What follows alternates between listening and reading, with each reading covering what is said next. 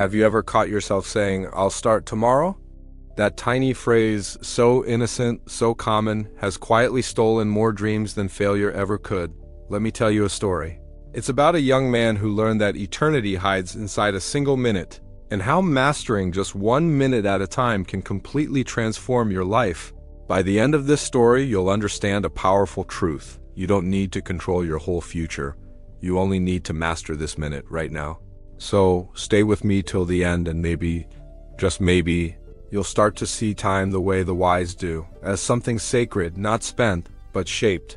The young man and the monk long ago, in a quiet mountain village surrounded by whispering bamboo and flowing streams, there lived a young man named Haru. Haru was like many of us, ambitious but restless.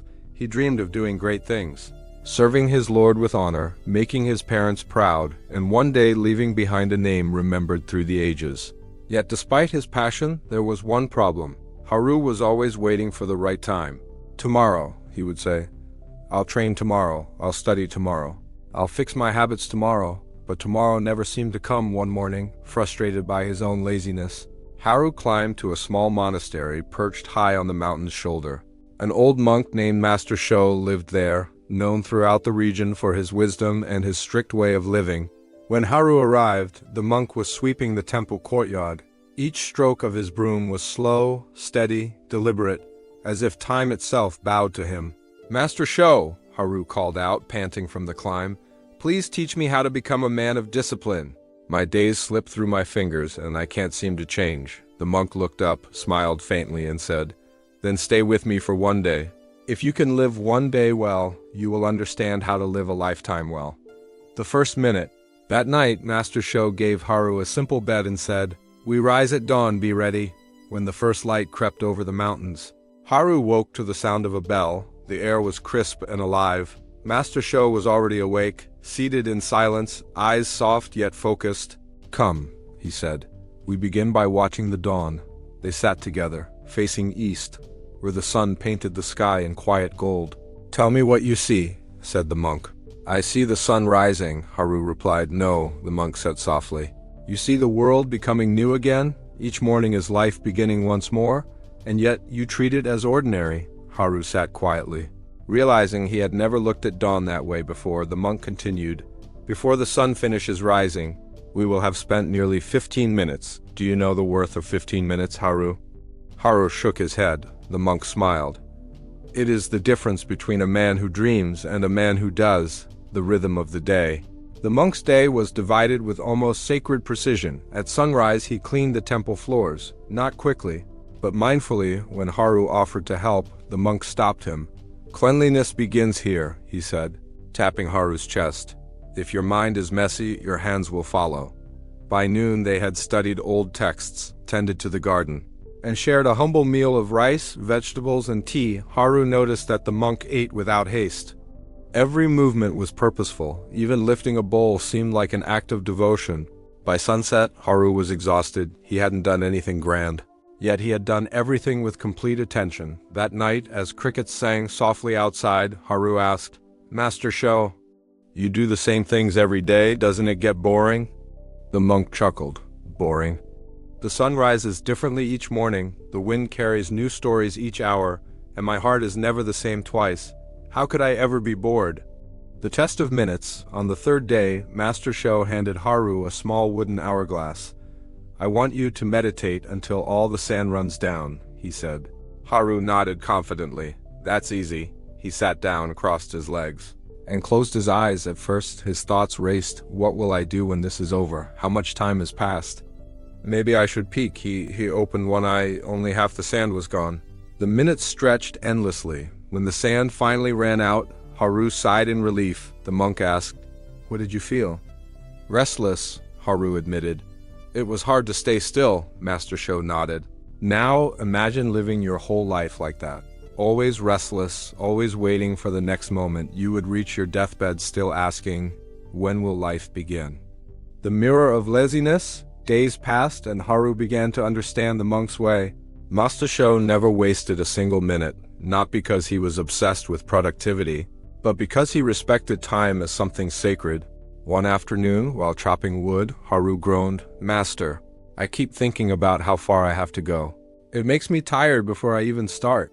The monk took the axe from him and split a log cleanly in one strike. "Do not worry about the mountain of work," he said. "Worry only about the swing of your axe. The mountain will fall when your mind is steady." The temptation of leisure. After a week of discipline, Master Sho gave Haru a test. "You have earned a day of leisure," said the monk. "Do as you please, rest, if you wish." Haru felt relief flood through him. Finally, a break! He spent the morning lying in the sun, napped after lunch, and spent the afternoon drifting between meaningless thoughts and snacks. But as the sun began to set, he felt strange, heavy, restless, and guilty. When the monk returned, Haru confessed, "I did nothing today. I thought leisure would make me happy, but it only made me feel empty." The monk smiled gently. "That is because idleness is not rest. True rest restores you. Laziness drains you." The turning point. One night, a storm rolled over the mountain, rain hammered the roof, wind howled through the trees, and the candles flickered wildly. Master Sho handed Haru a broom and said, "Go outside? Now! It's raining!" Haru protested. The monk replied, "Time does not wait for clear skies. Go." Haru stepped into the storm, shivering. He swept the courtyard as rain poured over him, washing away dust and leaves. The task seemed pointless, yet something inside him shifted. He wasn't thinking about tomorrow anymore. He wasn't even thinking about finishing. He was simply present. When he returned, soaked and trembling, the monk said, "You see? Even the storm obeys a rhythm. Life never stops creating, even in chaos." That night, for the first time, Haru slept peacefully. The final lesson, when it was time to leave, Haru bowed deeply. "Master, you have taught me more than I can ever repay. But tell me, how can I keep this discipline when I return to the world, when life is noisy and uncertain?" The monk smiled, eyes warm as dawn. "Then carry this truth with you. A century is made of decades, decades of years, years of days, and days of minutes. If you guard your minutes, your life will guard itself." He handed Haru the same hourglass. "Every grain of sand is a heartbeat. Treat it well." Reflection for you. What about you? If someone handed you that hourglass, how would you use your next minute? Would you scroll mindlessly or create something meaningful? If this story speaks to you, take a deep breath right now and give the next 60 seconds your full attention. You might just feel the world slow down. And if you want more stories like this, stories that awaken your spirit, stay connected and walk this journey of growth with us. Life lesson: we often think greatness is built over years, but in truth, greatness lives inside moments. A single minute of focus, of kindness, of courage can change everything. Modern life tries to pull us in 1,000 directions, notifications, deadlines, distractions, but peace isn't found in having more time. It's found in being fully alive in the time you already have. When you begin to see each minute as sacred, you stop wasting your life waiting for someday. You begin living here, now, in the rhythm of creation itself. So here's the takeaway. Respect time like the monk respected dawn. Start small, honor 1 minute. When you do, discipline becomes natural, purpose becomes clear, and your life starts to flow with quiet power. Remember, you don't need a new life. You just need to meet this minute with your whole heart. If this story touched you, share it with someone who keeps saying tomorrow. Maybe, for them, today will finally begin.